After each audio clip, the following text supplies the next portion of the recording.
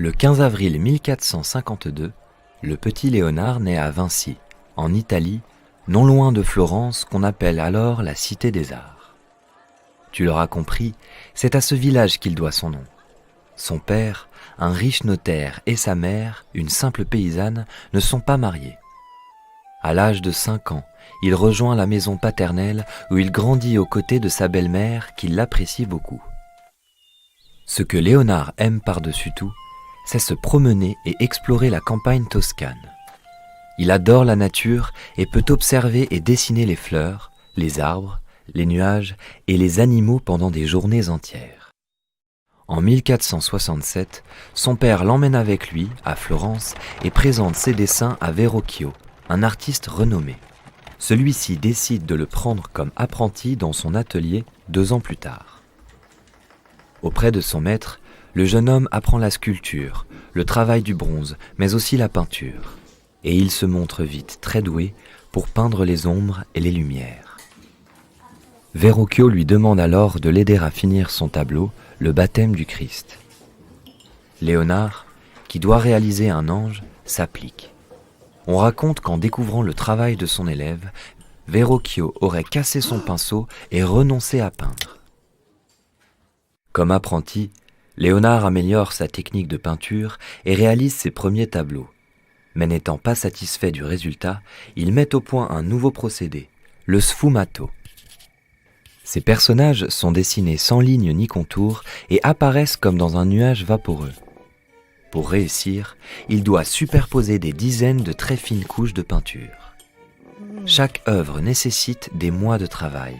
Ces tableaux sont si beaux que Léonard a de plus en plus de commandes. Mais il est si perfectionniste qu'il prend du retard, devant même en annuler certaines. En 1478, prêt à voler de ses propres ailes, Léonard quitte l'atelier de Verrocchio. Léonard est maintenant connu dans toute l'Italie. On admire ses talents de peintre, mais aussi ses attitudes à l'ingénierie, sa deuxième passion. En 1482, il part pour Milan et entre au service du duc Ludovic Sforza, qui lui commande la plus imposante statue de cheval du monde. Pendant 16 ans, Léonard fait des croquis et des modelages en argile de cette œuvre, qui devra mesurer 7 mètres de haut. Mais le projet ne sera jamais achevé. Les soldats français du roi Louis XII envahissent l'Italie en 1499 et, pour fondre des canons, le duc donne à son armée les 100 tonnes de bronze qui devaient servir à faire la statue. Puis Léonard enchaîne les collaborations. Pour les Vénitiens qui le chargent de défendre leur ville d'une attaque navale, il crée le scaphandre. Pour César Borgia, un seigneur guerrier, il propose des inventions extraordinaires pour gagner les batailles. Un char blindé, un sous-marin et même une mitrailleuse. Mais à l'époque, il n'y a pas de moteur pour les faire fonctionner et ces engins sont jugés farfelus. Pour les Français installés en Italie depuis la prise de Milan, il invente des machines afin d'animer les fêtes données au palais. Mais Léonard n'a pas pour autant oublié la peinture. En effet, Léonard n'a jamais lâché ses pinceaux. C'est à cette période qu'il peint son plus grand chef-d'œuvre, la Joconde. Pour réaliser le portrait de cette jeune femme au sourire mystérieux, il utilise sa fameuse technique du sfumato. Tu sais, les plus grands spécialistes ont encore des difficultés à dater ce tableau, qui aurait été peint entre 1503 et 1519. Léonard, toujours à la recherche de la perfection, n'aurait cessé de le retravailler. Ce dont on est sûr, c'est qu'il devait y tenir, car c'est l'un des seuls qui l'a emmené avec lui en France quand le nouveau roi François Ier l'a invité à séjourner dans son domaine. Le roi François Ier, amoureux des arts, est un grand admirateur de Léonard.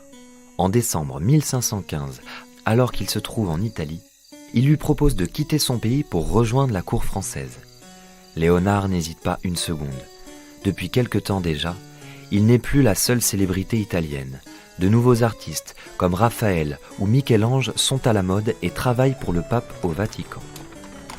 En 1516, Léonard boucle sa valise et traverse les Alpes. François Ier l'installe au Clos Lucé, une demeure chaleureuse située à Amboise, tout près du château royal. Une belle amitié va naître entre les deux hommes. Au Clos Lucé, Léonard passe des jours heureux. Il consacre tout son temps libre à lire et faire des recherches scientifiques. Lui qui a toujours été très curieux, continue d'observer le monde qui l'entoure, la faune, la flore et même le corps humain. Depuis longtemps, il s'intéresse à l'anatomie. Il a d'ailleurs créé, vers 1490, un dessin devenu célèbre, l'homme de Vitruve, qui montre les proportions idéales du corps humain. Et en s'inspirant de la forme des oiseaux, il perfectionne ces drôles de machines volantes. Quant à la peinture, c'est devenu beaucoup plus difficile car il est désormais paralysé du bras droit. Mais qu'importe, il finit ses tableaux de la main gauche. Même s'il est malade et affaibli, Léonard travaille aussi pour François Ier. Ce dernier le nomme premier peintre, architecte et mécanicien du roi, un poste prestigieux, et met de grands moyens à sa disposition pour qu'il puisse créer en toute liberté. L'artiste organise des fêtes somptueuses pour lesquelles il recrée la voûte céleste et imagine l'escalier à double révolution du château de Chambord, une merveille d'ingéniosité. Il dessine aussi les plans du château de Romorantin où le roi rêve d'établir sa nouvelle capitale. Mais Léonard ne terminera pas ce projet. Il meurt au Clos Lucé le 2 mai 1519. Selon les dernières volontés de Léonard, 60 mendiants suivent son cortège, puis il est enterré dans la chapelle du château d'Amboise. Il lègue ses livres, ses instruments et une partie de son œuvre à son fidèle élève, Francesco Melzi. Depuis sa disparition, personne n'a oublié Léonard de Vinci, véritable génie de la Renaissance. Aujourd'hui encore, de nombreuses expositions permettent de contempler les travaux de ce peintre, ingénieur et savant. Exposée au musée du Louvre à Paris, la Joconde est l'œuvre la plus visitée du monde. Peut-être l'as-tu déjà vue ?